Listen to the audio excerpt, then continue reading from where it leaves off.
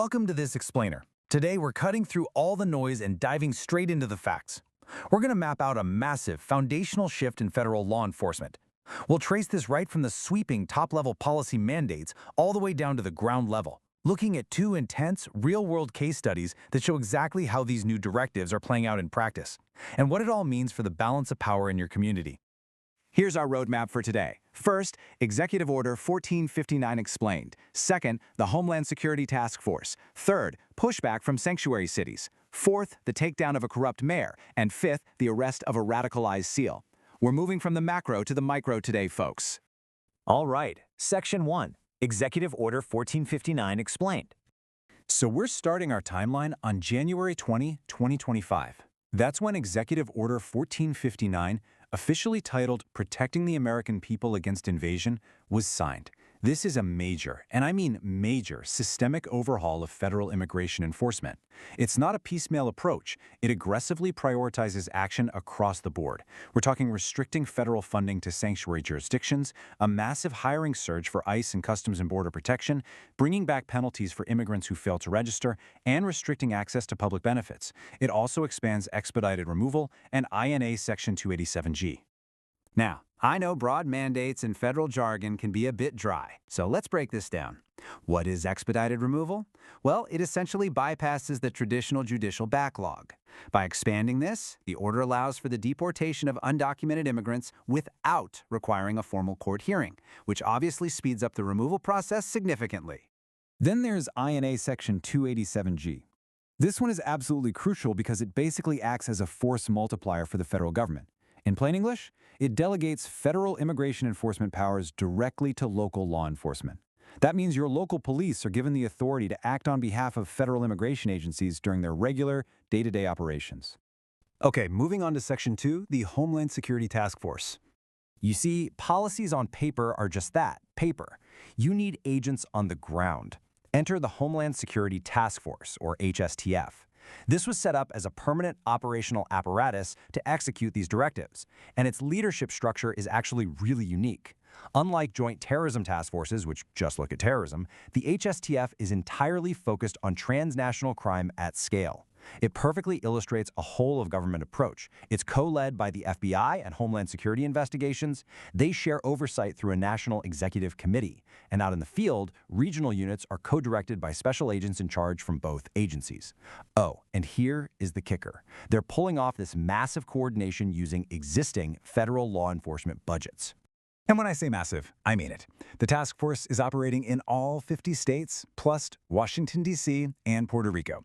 To handle a nationwide footprint that big, they utilize a network of 30 regional task forces and 29 satellite offices. So what exactly are they hunting down? By combining intelligence community data with federal law enforcement ops, they've zeroed in on 6 primary threat domains. We're talking narcotics, human trafficking, weapons smuggling, financial crimes, transnational gangs, and intelligence integration. In dismantling these foreign gangs and cartels, they have a very specific mandate: place a special, urgent emphasis on crimes involving child exploitation and child trafficking. On top of that, they're laser-focused on prosecuting and removing violent criminal aliens operating inside the United States. Which brings us to Section 3, pushback from sanctuary cities. As you can imagine, a federal overhaul this big, especially one taking aim at local funding, sparked immediate legal fireworks at the local level. Just look at this timeline. Barely weeks after the order was signed on January 20th, a coalition of 17 sanctuary cities and counties, led by San Francisco, slapped the administration with a federal lawsuit. The legal friction was incredibly rapid, culminating on April 24, 2025, when Judge William Orrick issued an injunction. This ruling explicitly prohibited the federal government from denying funds to sanctuary jurisdictions or making federal grants contingent upon local cooperation with immigration enforcement. Let's pivot a bit. Section 4, Takedown, the corrupt mayor. We've talked macro policy and legal battles. Now let's hit the ground and look at our first micro-level case study.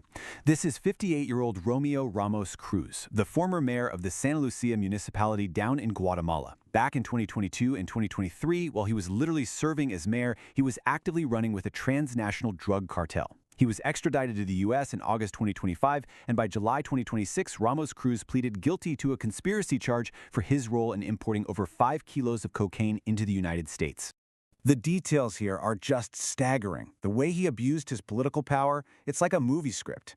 He actually appointed a known drug trafficker to a high-ranking spot in his own municipal police force, and in a ridiculously brazen move, he provided the cartel with his official mayoral letterhead to disguise a massive cocaine shipment coming from Venezuela. What did they label it? A donation of cement. All just to breeze right past local law enforcement inspections. This whole takedown is a textbook example of that HSTF interagency collaboration we talked about earlier.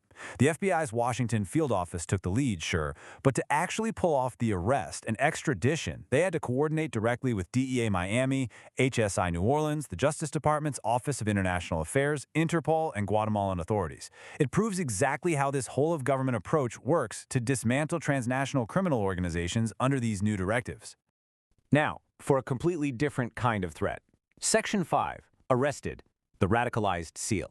Let's contrast that international cartel bust with a highly concerning domestic extremist case intercepted right here in the American Southwest. This centers on 49-year-old Gregory Vandenberg, a former U.S. Navy SEAL. On June 12, 2025, he was driving from El Paso to San Diego for the No Kings Day protests. He stops at a travel center in New Mexico and buys a bunch of large mortar fireworks and M150s.